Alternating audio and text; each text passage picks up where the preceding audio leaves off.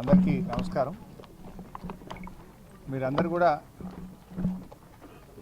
చూశారు ఉదయం నుంచి గత 5-6 రోజులుగా బీఆర్ఎస్ పార్టీ తరఫున మేము ఇక్కడికి రావాలని అనుకున్నా కూడా మా నాయకులు రెస్క్యూ ఆపరేషన్స్ జరుగుతూ ఉన్నాయి.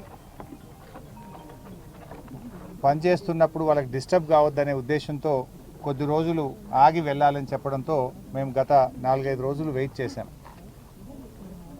అయితే ప్రభుత్వం మాత్రం చూస్తూ ఉంటే ఎట్లా ఉందో మీరందరూ కూడా చూస్తున్నారు. హెలికాప్టర్లో వస్తున్నారు, హెలికాప్టర్లో పోతున్నారు, సమన్వయం చేయలేకపోతున్నారు. ఇప్పటికీ 6వ రోజు తర్వాత కూడా ఒక స్పష్టత ఇవ్వలేకపోతూ ఉంది ప్రభుత్వం. అందుకే మేము ఈరోజు అసలు ఇక్కడ ఏం జరుగుతూ ఉంది, ఆ బాధిత కుటుంబాలను పరామర్శించుదాము, వారికి ధైర్యాన్ని చెప్పడంతో పాటు సహాయక చర్యలు ఎలా ఉన్నాయి, రిలీఫ్ స్టెప్స్ ఏమేమి తీసుకుంటున్నారు చూద్దామని, అవసరమైన సూచనలు ప్రభుత్వానికి చేద్దామని మేము ఇక్కడికి వచ్చాం. ఉదయం సరే మాతో వచ్చిన నాయకులను అలో చేయమంటే చాలామంది మాజీ శాసనసభ్యులు మా ఎమ్మెల్సీలను కూడా లోపలికి అలో చేయకపోతే వాళ్ళందరూ బయటే ఉండిపోయినారు. కోటిరెడ్డి ఎమ్మెల్సీ గారు, నవీన్ ఎమ్మెల్సీ గారు, మాజీ శాసనసభ్యులు అందరూ కూడా మేము సహకరించాం. సరే మీరు 8-10 మందే లోపల పోండి అన్నారు. 8-10 మంది లోపల పోయిన తర్వాత మళ్ళీ లేలే 5గురే పోవాలి, 6గురే పోవాలి, ఒకటే కారు పోవాలని మళ్ళీ అక్కడ మమ్మల్ని ఆపి మమ్మల్ని లోపల పోకుండా ఇబ్బంది పెట్టే ప్రయత్నం చేసినారు. మీడియా నిన్నటిదాకా మీరు లోపల ఉన్నారు సెట్ కింద, ఇవాళ మేము వస్తున్నామని మిమ్మల్ని కూడా బయటకు గంటేసినట్టున్నారు. అంతేనా? బయటకు పంపించారు, మీడియాను కూడా ఇలా బయటకు పంపించిన పరిస్థితి ఉంది. అంటే ఈ రకంగా కుటుంబ సభ్యుల్ని మేము కలుద్దామనుకుంటే వాళ్ళను కూడా కలవనీయకుండా ఇలా కుటుంబ సభ్యుల నుంచి కూడా ఇక్కడ నుంచి పంపించి వేసి దాచిపెట్టిన పరిస్థితి కనపడతా ఉంది. ఎందుకు అంత భయం? ఇవాళ ఒక ప్రతిపక్షం వస్తే ప్రధాన ప్రతిపక్షంగా బాధ్యతాయుతంగా మేము ఆ కుటుంబాలను ఓదార్చాలని, వారికి ధైర్యం చెప్పాలని, మాకు తోచిన సూచనలు ప్రభుత్వానికి ఇవ్వడానికి వస్తే ఎందుకు ఈ రకంగా మమ్మల్ని అడ్డుకునే ప్రయత్నం చేస్తున్నారో ఆ కుటుంబ సభ్యుల్ని దాచిపెట్టే ప్రయత్నం చేస్తున్నారు. ఇవాళకి 6వ రోజు మేము లోపలికి వెళ్ళి ఎన్డీఆర్ఎఫ్ టీంతో కలిసాం. సరే నేను ఎన్డీఆర్ఎఫ్ సిబ్బందిని మనస్ఫూర్తిగా అభినందిస్తున్నా. వాళ్ళు చెప్పారు చివరి పాయింట్ వరకు మేము ఆల్మోస్ట్ 10 మీటర్స్లో చివరి పాయింట్లో 1.2 మీటర్స్ మాత్రమే స్పేస్ ఉంది. అక్కడి వరకు కూడా పాక్కుంటూ వెళ్ళి చూసాము, అక్కడ ఆక్సిజన్ లేదు, అక్కడి వరకు కూడా వెళ్ళి వచ్చామని చెప్పి ఎన్డీఆర్ఎఫ్ బృందం మాకు ఎక్స్ప్లెయిన్ చేసినది. వారి ప్రయత్నాన్ని నేను తప్పకుండా అభినందిస్తూ ఉన్నా. అయితే అక్కడ అర్థమైంది ఏంటంటే, నేను చాలామందిని కలిసాను. రైల్వే టీం ఉంది అక్కడ, సింగరేణి టీం ఉంది అక్కడ. అసలు మొత్తంగా చూస్తూ ఉంటే గత 5-6 రోజుల నుంచి వివిధ బృందాల మధ్య ప్రభుత్వం సమన్వయం సాధించడంలో పూర్తిగా ఫెయిల్ అయింది. లైక్ ఎన్డీఆర్ఎఫ్ ఉంది, నేవీ టీమ్స్ ఉన్నాయి, రైల్వే టీమ్స్ ఉన్నాయి, సింగరేణి టీమ్స్ ఉంది, ర్యాట్ హోల్ మైనర్స్ వచ్చారు, geological survey of India team వచ్చింది, హైడ్రా టీం వచ్చింది, ఎల్ఎన్టీ టీం వచ్చింది. Like that so many teams have come. ఇంతమంది మధ్యలో అసలు ఎవరు ఏం పని చేయాలి, హౌ టు గో ఫార్వర్డ్ అనే విషయంలో డైరెక్షన్ లెస్లో ఉన్నారు అందరు. ఒక స్పష్టమైన డైరెక్షన్ లేదు. 6 రోజుల వరకు డైరెక్షన్ ఇవ్వకుండా ప్రభుత్వం ఉంటుందండి? 6 రోజుల వరకు కూడా మీరు డైరెక్షన్ ఇవ్వకపోతే లోపల ఉన్న వాళ్ళ ప్రాణాలు ఏమవుతాయి? అసలు ఏ రకంగా ముందుకు పోవాలని నిర్ణయం తీసుకోవడానికి 6 రోజులు పడుతుందా?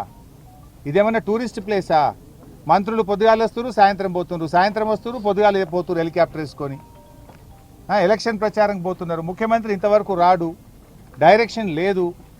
మంత్రి గారు రోజు సాయంత్రం వస్తుండు, పొద్దుగాలు వేసిపోతుండు. యాడికి పోతుండు? ఇంతకంటే ముఖ్యమైన పని ఏముంటుంది రాష్ట్రంలో? అసలు ఒక డైరెక్షన్ ఇయ్యరా మీరు? ఎలా ముందుకు పోవాలి, వాళ్ళ ప్రాణాలు కాపాడడానికి రిలీఫ్ మెజర్స్కి ఒక స్పష్టమైన ఒక విధి విధానాన్ని, ఒక డైరెక్షన్ నిర్ణయించే బాధ్యత ప్రభుత్వానికి లేదా అని నేను అడుగుతా ఉన్నా. ఇవాళ 6వ రోజు ఇప్పటికీ కన్వేయర్ బెల్ట్ పనిచేయడం లేదు. You are not able to repair the conveyor belt. 6 రోజులు పడుతుందా కన్వేయర్ బెల్ట్ రిపేర్ చేయడానికి? It's a matter of hours. కొద్ది గంటలు కరెక్ట్గా డైరెక్షన్ ఇచ్చుంటే కన్వేయర్ బెల్ట్ను మరమ్మతు చేస్తే ఆ లోపలుండే మక్కంతా కూడా బయటకు తేవడానికి అవకాశం ఉంటుంది. అది ఎందుకు లేట్ అవుతుందో, మరి ఎక్కడ డైరెక్షన్ మిస్ అవుతుందో నాకు తెలియదు. టనల్ బోర్ మిషన్ యొక్క పార్ట్స్ అది మీది నుంచి రాళ్ళు పడి డెబ్రిస్ పడి కొన్ని పార్ట్స్ వంగిపోయినాయి, కొన్ని పార్ట్స్ చెల్లాచెదురుగా పడి ఉన్నాయి అన్నారు. అవి కట్ చేసి తీస్తే కానీ లోపల నుంచి మక్కు కానీ అక్కడున్న బురదను బయటకు తేవడానికి అవకాశం లేదు.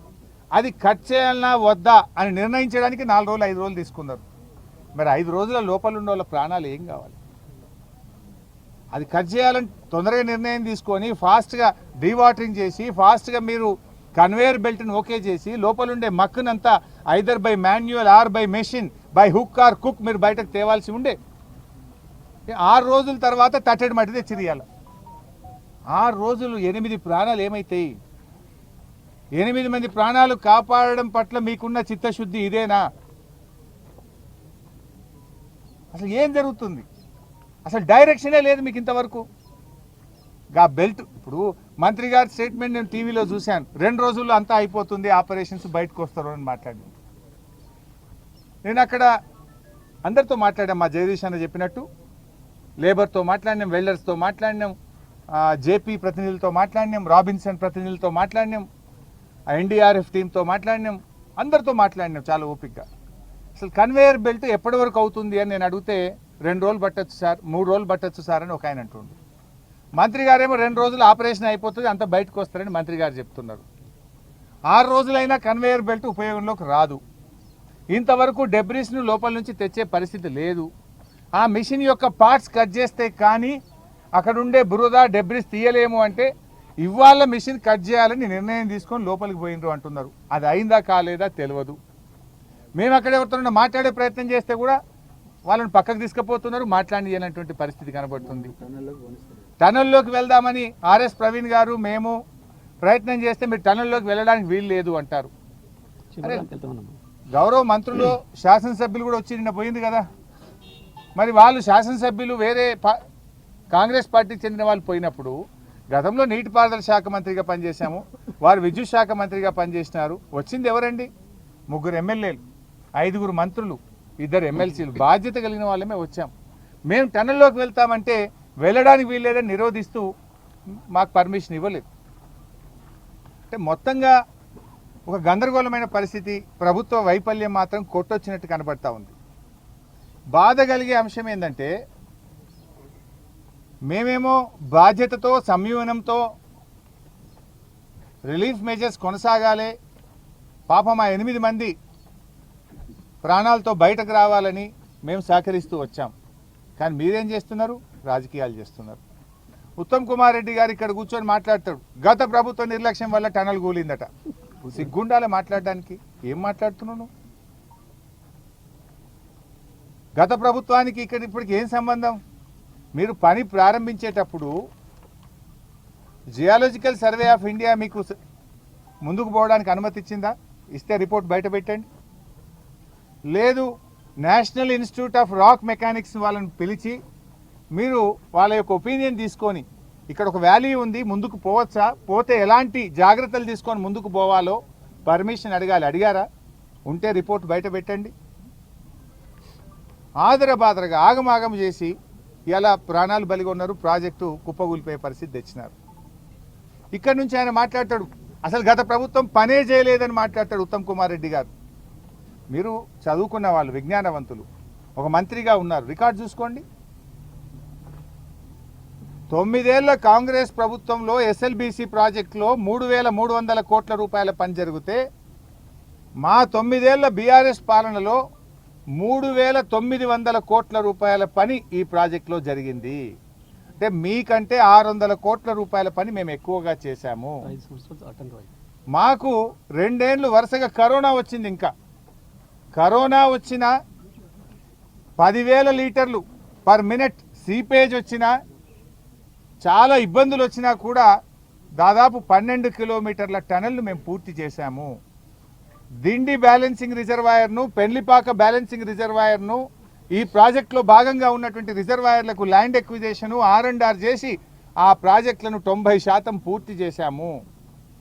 నిజాలు ఇది. కానీ మైకుల ముందు నోటికి వచ్చినట్టు గత ప్రభుత్వం పనిచేయలేదని మాట్లాడతాడు. ఇంకో మంత్రి జూపల్లి గారు, మీరే సాక్ష్యం, 5 కిలోమీటర్లు చేసినామట మేము. 12 కిలోమీటర్లు పనిచేస్తే ఆయన మా ప్రభుత్వంలో నేను నీళ్ల మంత్రిగా ఉన్నప్పుడు నాతో పాటు సహచర మంత్రిగా ఇదే టన్నెల్లో నా వెంబడి వచ్చిండు. ఆ రోజు లోపలికి వచ్చి చూసిండు, నాతో పాటు పనులను సమీక్షించిండు. ఇవాళ పార్టీ మారగానే ప్లేట్ ఫిరాయించి నాలుక మడమ తిప్పిండు, మడత పెట్టిండు. ఇదేం పద్ధతి నాకు అర్థం కాదు. దివాళకోరు దిగజారు రాజకీయాలు చేయకండి. ఇప్పుడు కూడా ఇంకా మేము చాలా విషయాలు మాట్లాడాల్సి ఉన్నా సమయం సందర్భం కాదని మేము వెయిట్ చేస్తూ ఉన్నాం. ఇప్పటికైనా సమన్వయం సాధించండి. ఆ బృందాల మధ్య వేగంగా డెబ్రిస్ తీయడానికి, ఆ డెబ్రిస్ తీస్తే కూడా మళ్ళీ పైనుంచి ఏమైనా కూలుతుందా, ఎలా ఉంటుంది అనేది కూడా ఎక్స్పర్ట్స్ ఒపీనియన్ తీసుకోండి. జాగ్రత్తగా చేయండి. పనిచేసే వాళ్ళ ప్రాణాలకు కూడా మళ్ళీ ఇబ్బంది రావద్దు. మీరు మక్కు తీస్తుంటే మళ్ళీ పైనుంచి ఇంకా ఫర్దర్గా ఏదైనా పడే ప్రమాదం ఉందా, దాన్ని ఎలా తీయాలి, ఏం జాగ్రత్తలు తీసుకోవాలో కూడా ఎక్స్పర్ట్స్ నుంచి ఒపీనియన్ తీసుకొని జాగ్రత్తగా చేయండి, వేగవంతంగా చేయండి. ప్రతి నిమిషం కూడా ఇంపార్టెంట్. 6 రోజులు ఎంత కాస్ట్లీ అండి.